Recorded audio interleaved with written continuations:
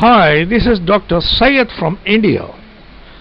Today I am going to teach you about NEBOSH International General Certificate, element number 10, part 3, electrical hazards and controls. Now we will discuss about the selection and suitability of equipment. If you consider the safety of the equipment, we should consider the following points. The design of the equipment for a particular work process. So you will have to do a work.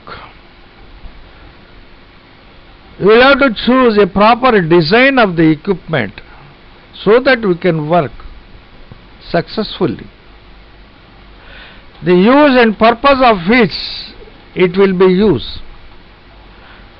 You should check up thoroughly that your equipment is really suitable for that purpose or not. Then you will have to see the place and environment where it will be used.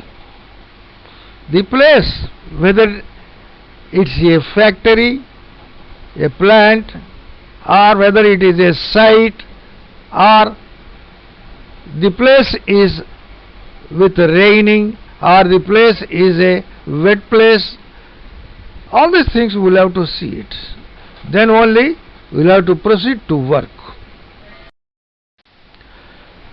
Further, before using the machinery and equipment, you should consider the manufacturer's recommended instructions. Do not use any equipment before studying all these instructions. He will include in instructions about the likely load and faulty conditions. What is the maximum load that you can use with this equipment and other faulty conditions? Do not exceed with these load conditions. And he will also include that where you should use this equipment, which place you can use this equipment safely. He will also include that what are the different electrical protection devices such as overload protection which is suitable for this equipment. And he will also include the environmental conditions which may affect the mechanical strength and its protection.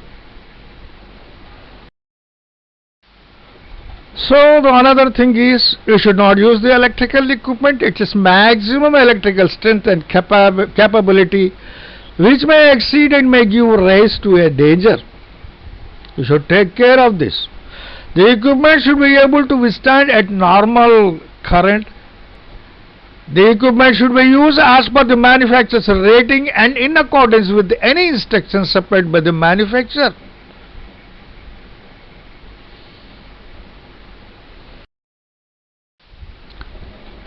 Now we will see in detail about the selection of work equipment. Electrical equipment to be selected with more care, including the following things. The equipment should be suitable for the present weather conditions. This is number one. Equipment should be able to withstand to extreme pressure and temperature.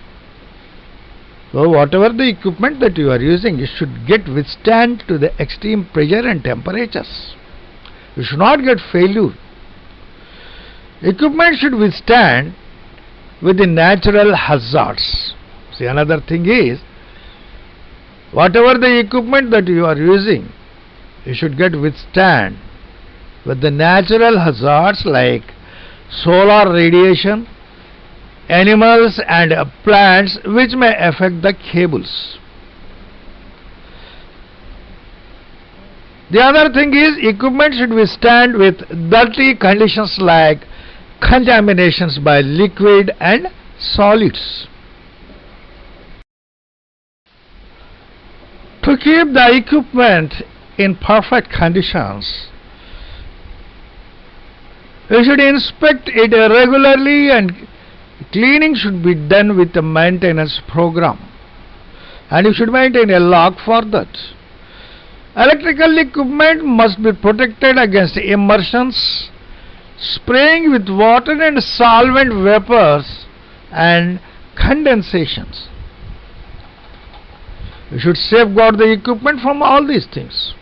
Precautions to be taken to keep the equipment in waterproof casing, and you should enclose it in airtight containers.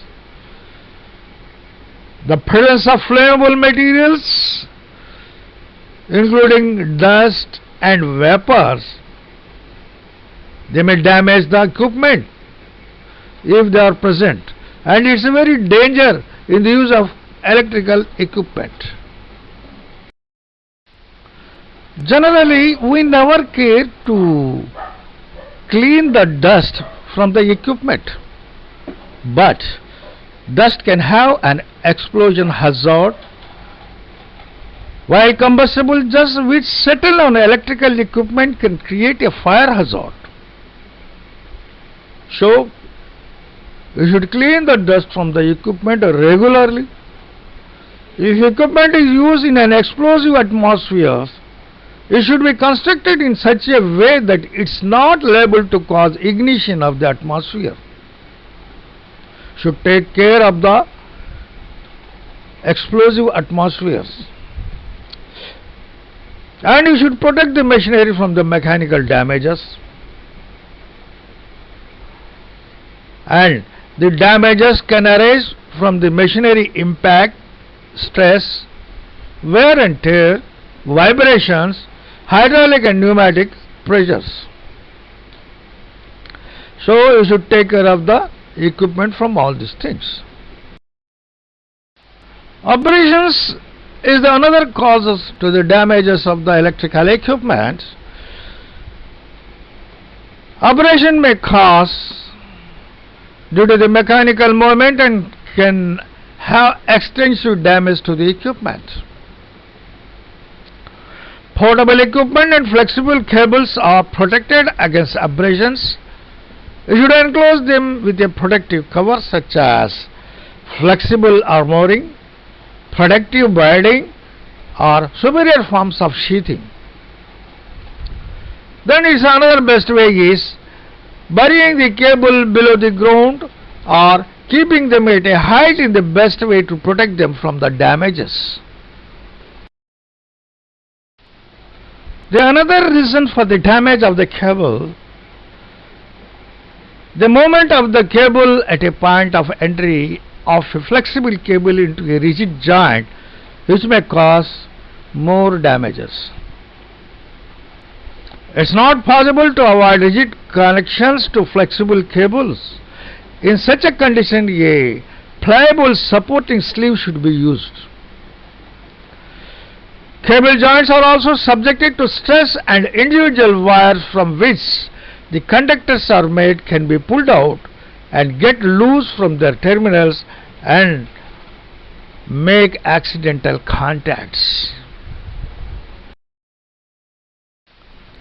So there is another way to save the cables from the damages, that is using the cable connectors with a gland. Cable clamps with the connectors which take the stresses should be used.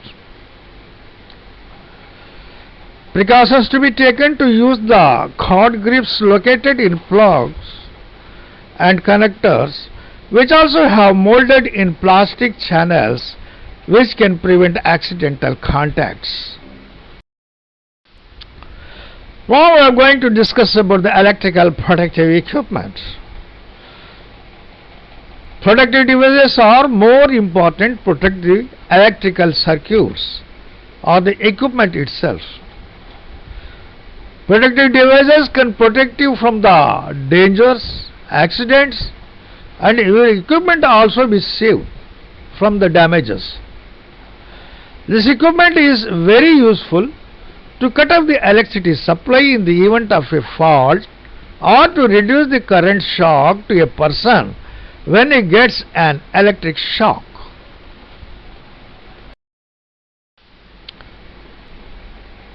Now we will see the protective equipment like circuit breakers and fuse wires. Hope everybody knows about the fuse wires, but circuit breakers are the more important device, that is safety device in the to use in the electrical equipment. These devices can help to break a circuit in the event of an overload of power. So, a fuse is a weak link in a circuit which gets overheated and melted when the current exceeds the safe limit. So you can see the difference here. A fuse link, it will get overheated and get cut off, and it will be saved. Then equipment also will be saved here. But the circuit breaker, this is a device which can help to break a circuit in the event of a overload or power. A circuit breaker is a mechanical device which automatically opens if the circuit is overloaded, and it gets cut off the power supply. See, this is the mechanism in the circuit breaker.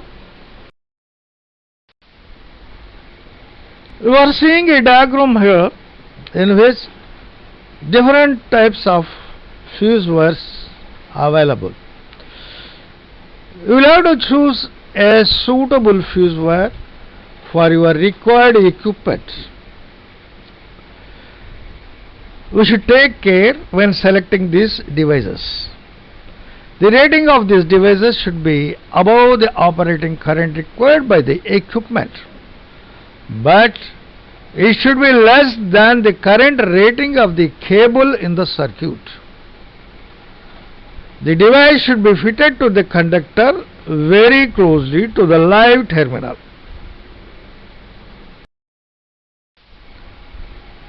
Now we will discuss about earthing.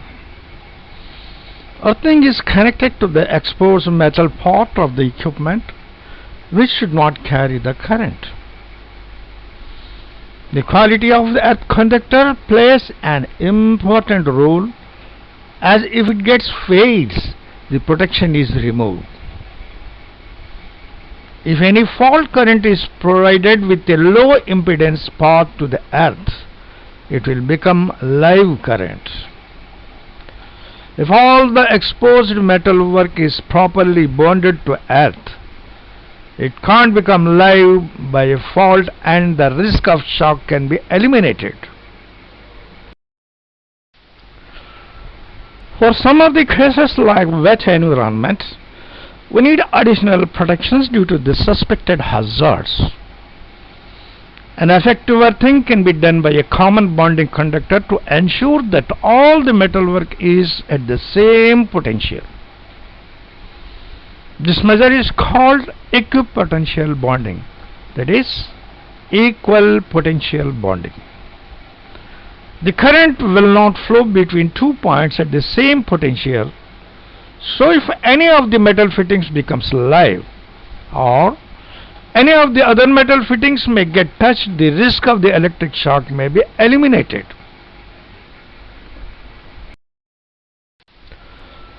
Now we will discuss about isolation and switch off. There is a difference between isolation and switch off. Switch off is the process to deprive the electric equipment from the power supply, but still it can be reconnected to the supply. Isolation is the process of physically separating it from the source of electric power, with the additional step being taken to ensure that it can't be accidentally re-energized. Isolation is an effective barrier between the equipment and the power supply, and it ensures that an unauthorized person may not be able to remove the barrier. The isolation equipment should be easily accessible to the operator, and clearly it should be labeled. Now we will discuss about low voltage system. Due to the environmental conditions on construction sites or in wet areas and where there is a high risk of electric shocks, the use of low voltage power is advisable to reduce the effect of any shocks. For portable electrical hand tools and the smaller transportable units, the 110 volts current is recommended. Transformers are used to reduce the voltage from the public power supply.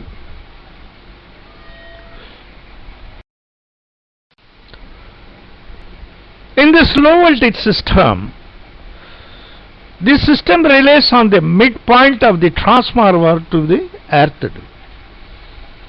The maximum shock voltage to earth is then half the supply of the voltage at 55 volts if the power supply is 110 volts. Most of the shocks occur between a live part and earth. This is the major step in the reduction of the shock effects. There is a power supply system which is called as Safety Extra Low Voltage, SELV. In this system, the voltage doesn't exceed 50 volts between conductors in a circuit which is isolated from the main supply and from earth by means of a safety isolating transformer. This less hazard safety system is used in wet and cold environments like vehicle washing areas and in the vicinity of swimming pools. This system also recommended for hand lamps, soldering irons and other small hand tools where the risk of shock is more. Now we will discuss about the residual current devices. These residual current devices are very sensitive. Sensitive earth leakage protection devices provide another type of circuit interruption in the event of an earth fault and provide protection from indirect shock.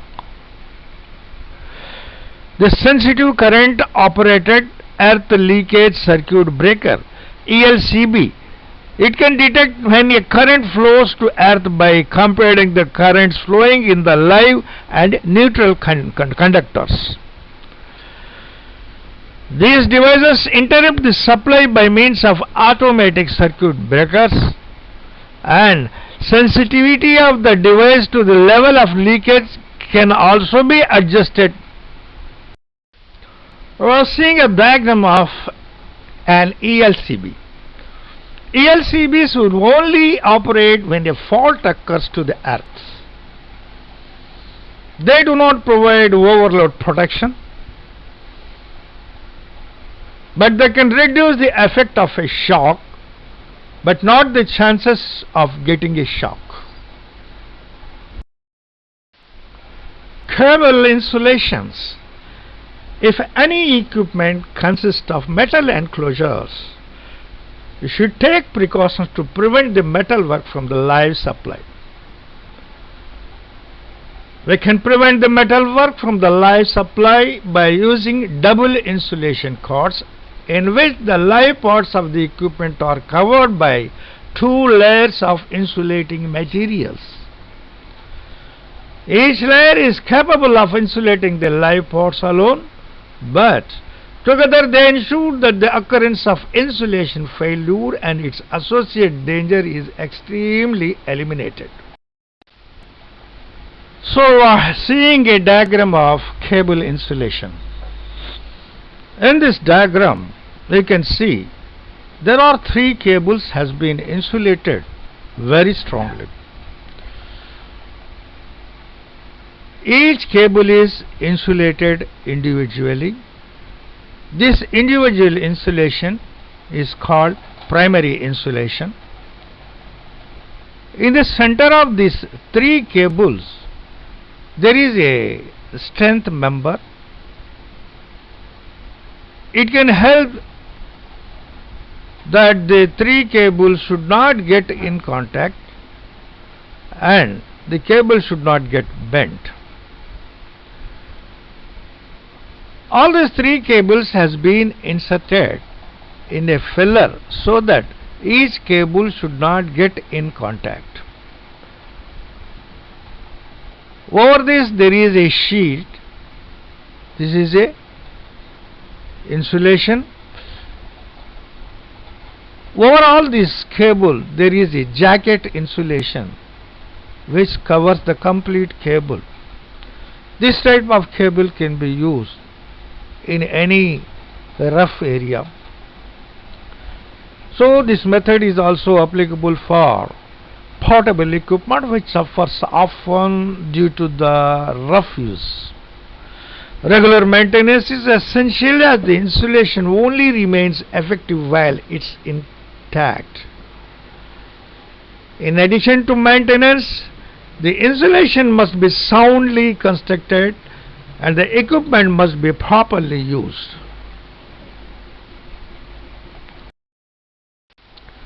Now we will discuss about inspections and maintenance of electrical equipment. It's important to maintain the electrical equipment properly by visual inspections, testings and repairs. We should follow a systematic repair and maintenance practice to ensure an effective maintenance system, and it should be established properly. To avoid the accident, we should follow the basic requirements as follows. First, we will have to identify the equipment and its repair and maintenance and its use. We need to identify the equipment, whether you can use it in a required place or for required work. And you should know whether it is in a good condition or not. And you should know the proper use of this equipment. Then, nobody is allowed to use this equipment unless he is authorized. So, unauthorized persons are not allowed to use the equipment in the workplace. You should always check up the equipment for damages before use. That is, check up for the damage of casing, plug pins and cable sheath. You should always have a competent person who can carry out visual inspections. A competent person should always carry out the periodic testings. An effective system to be maintained for reporting and replacement of defective equipment. All the maintenance work and the test results should be recorded along with the inventory of equipment in use. Now we will discuss about the operator's responsibilities. Operator should check up for the damage of the cable sheath, damage to the plug, casings, plug pins, screws and loose parts, etc. The operator should check up for inadequate joints, taped joints in the cable. He should secure the outer sheath of the cable effectively secured at the plug. Should use the equipment for which it is designed and subject to conditions for which it is suitable. It is the responsibility of the operator that is to inspect the extension leads and associated plugs and sockets. It is also the responsibility of the operator that if you find any defective equipment, you should label it as faulty equipment and the equipment plug is removed. All the faulty equipment should be reported to the management. It's the responsibility of the management that they should take effective steps to ensure that the equipment is not used again until repaired by a competent person. Now we will discuss about the electrical equipment inspections. How to carry out the inspections. The electrical equipment inspection is carried out in two different ways. One is routine, that is visual inspection, and periodical inspection. This inspection should be carried out by a competent person. Routine inspection is the visual inspection which is carried out in a systematic manner. But periodic inspection is a detailed inspection carried out by a competent person, and test results should be recorded and kept for future references. Any equipment found faulty should be taken out of service and it should not be used until it is properly repaired. Due to the extreme danger of the electrical conductors, the person who is involved in the repairs and maintenance should be supervised by a competent person. Generally, all the inspections are carried out by a competent person who is having a good knowledge and experience. But sometimes inspections are carried out by two competent persons, in which the one who is having a higher level of competency than that required for visual inspection alone. And the results of the test may require the interpretation by experienced person only. Regular visual inspections are most important and generally potentially dangerous, and faults can be detected by this way. A simple written statement is required for the guidance to the visual inspection personnel for what he should look, what procedures to follow when faults are found, and when unauthorized equipment is used in the site. The inspections should be carried out at regular intervals. The time period between inspections can vary depending on the type of equipment, the conditions of the use, and the environment. But the equipment used on a construction site or in a heavy steel fabrication workshop will need more frequent inspection than the other equipment used as floor cleaners in an office. But in all cases, the time period between inspections should be reviewed in the focus of previous experience. Inspections and testings is the only reliable way of detecting some unexpected faults and should be carried out on a regular basis. The regular basis, this will depend on the type of equipment, the manner and frequency of use, and the environment. The inspection and testing is carried out in the following circumstances: whenever the equipment may be defective, or after the repair and modification of the work. Now you should know what to inspect. The following are the things which you will have to inspect: the type of equipment used, the age of the equipment,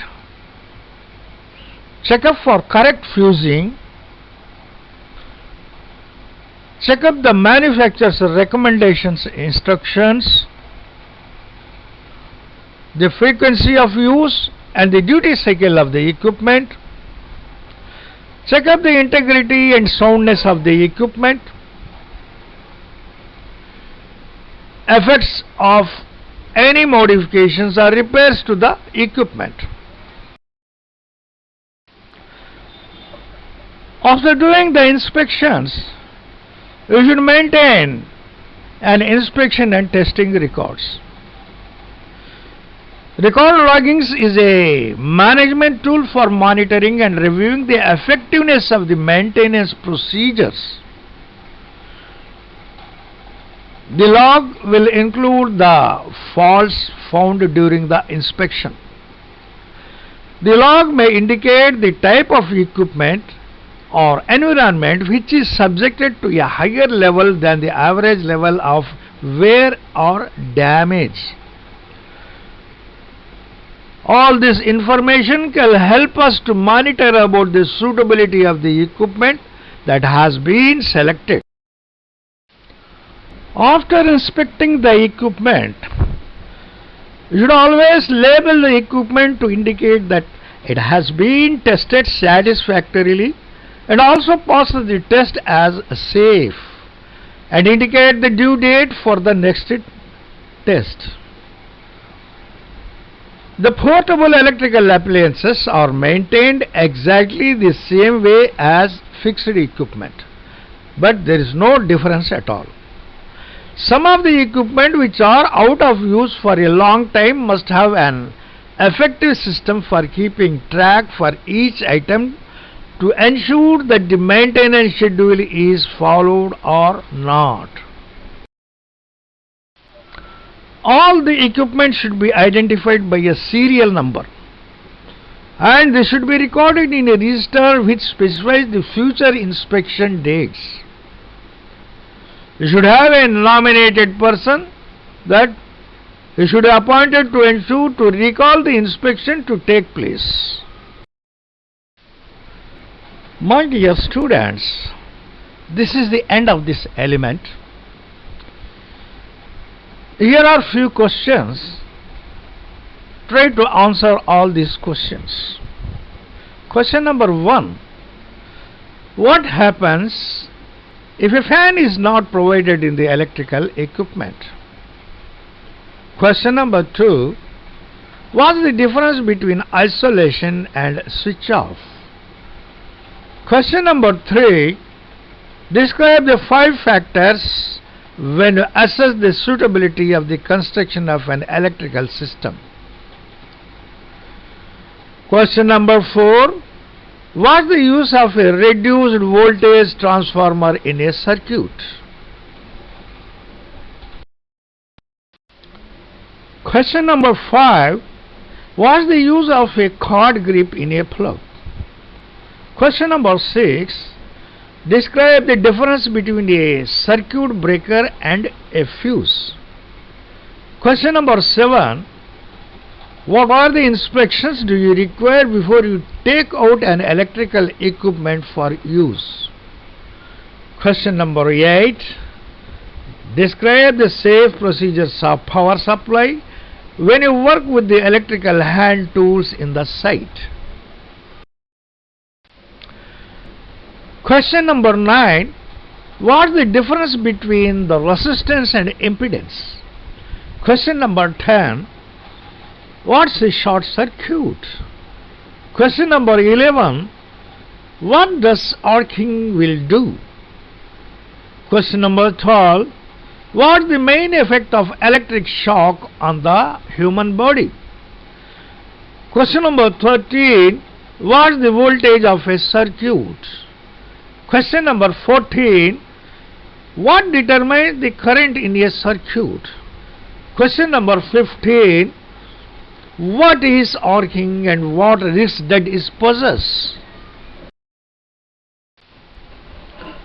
Question number 16. Why are cable drums extension leads dangerous? Question number 17. If a person receives a shock for 1 second, which passes through the body along a path with an impedance of 10,000 ohms, what would be the current received and what effect might it have on the person if the voltage of the circuit is as follows? 1. 240 volts. 2. 110 volts. 3. 50 volts. You should answer for 1, 2, 3. My dear students, this is the end of Part 3 of electrical hazards and control. Work safely, live safely.